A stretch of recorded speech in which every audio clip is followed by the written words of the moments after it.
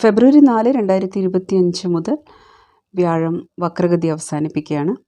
അതേസമയം ശനി 2025 മാർച്ച് 29 മുതൽ മീനം രാശിയിൽ ഗോചരം ചെയ്യാൻ പോവുകയാണ്. ആ സമയം തൊട്ട് ശനിയുടെ 3-ാം ദൃഷ്ടി ഇടവത്തിലേക്കുണ്ടായിരിക്കുന്നതാണ്.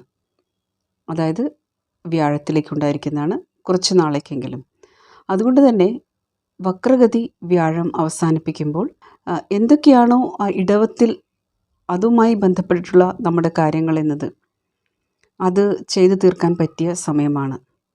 അതായത് വലിയ ഒരു തടസ്സങ്ങൾ അതുപോലെ ബ്ലോക്കേജസ് ഉണ്ടാവില്ല എന്നതാണ് പറയാൻ ഉദ്ദേശിക്കുന്നത്. ശനിയുടെ ദൃഷ്ടി ഇടവത്തിലേക്ക് വന്നു കഴിഞ്ഞാൽ തീർച്ചയായിട്ടും അത് കുറച്ച് ബ്ലോക്കേജസ് തരുന്നതാണ്. തുലാം ലഗ്നക്കാരനായിട്ടുള്ള ഒരാൾക്ക് ഏതെങ്കിലും തരത്തിലുള്ള പിതൃസ്വത്ത് അല്ലെങ്കിൽ ജീവിത പങ്കാളിയുമായിട്ടുള്ള ഒരു ബന്ധം, ഇൻലോസുമായിട്ടുള്ള എന്തെങ്കിലും ഇഷ്യൂസ്, ഇത് ഇവിടെ പ്രധാനമായിട്ടും ഇടവമായതിനാൽ ഇവിടെ സാമ്പത്തികമാണ്, റിസോഴ്സസ് ആണ്.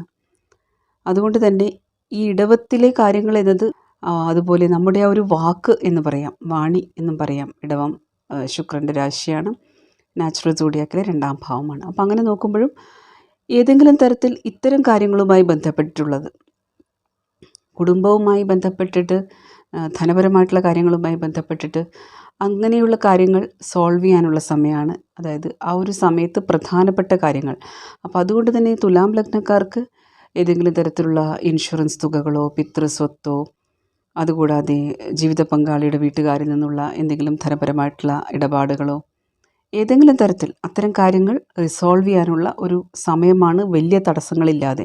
തീർച്ചയായിട്ടും ദശാകാലമാണ് ഫൈനൽ റിസൾട്ട് പറയുന്നത്, നിങ്ങളുടെ ജാതകത്തിലെ ഗ്രഹങ്ങൾ ഫൈനൽ റിസൾട്ട് പറയുന്നത്. ഒരു വ്യക്തിക്ക് ഡിവോഴ്സിന് ശേഷമുള്ള എന്തെങ്കിലും തരത്തിലുള്ള ധനം കിട്ടാൻ ബാക്കിയുണ്ടെങ്കിൽ, ഇൻഷുറൻസ് തുകകൾ, ഇത്തരം കാര്യങ്ങൾക്കൊക്കെ ഒരു ബ്ലോക്കേജ് വന്നിട്ടുണ്ടെങ്കിൽ അത് ഇല്ലാതെ നമുക്ക് കാര്യങ്ങൾ സുഗമമായിട്ട്, പ്രത്യേകിച്ച് ഇടവും ധനപരമായിട്ടുള്ള കാര്യങ്ങളായതുകൊണ്ട് ആ കാര്യങ്ങൾ സുഗമമായിട്ട് നടക്കാനുള്ളൊരു സമയമാണ് മാർച്ച് 29 ഫെബ്രുവരി 4 തൊട്ട്. അപ്പോൾ അത്തരം കാര്യങ്ങൾക്ക് ഉപയോഗിക്കാവുന്നതാണ്.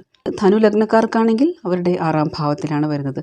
അപ്പോൾ ഫെബ്രുവരി 4 മാർച്ച് 29 ഇടയ്ക്ക് ഏതെങ്കിലും തരത്തിലുള്ള കടം, അതായത് ലോൺ സംബന്ധിച്ചിട്ടുള്ള കാര്യങ്ങളാണെങ്കിലും, എന്തെങ്കിലും തരത്തിലുള്ള തർക്കങ്ങൾ പറഞ്ഞ് പരിഹരിക്കാനാണെങ്കിലും, ഒരു നല്ല ചികിത്സയ്ക്കാണെങ്കിലും, അതായത് വലിയ തടസ്സങ്ങളില്ലാതെ നല്ല രീതിയിൽ ചെയ്തു തീർക്കാൻ പറ്റുന്ന സമയമാണ്. ഇങ്ങനെയാണ് നിങ്ങളുടെ ഏത് ഭാവത്തിൽ ഈ ഒരു ഇടവം വരുന്നു എന്നതിനനുസരിച്ചിട്ട് നിങ്ങളുടെ ചന്ദ്രൻ, ലഗ്നം, ഈ 2 ഭാഗം വെച്ചിട്ട് നിങ്ങൾക്ക് നോക്കാവുന്നതാണ്.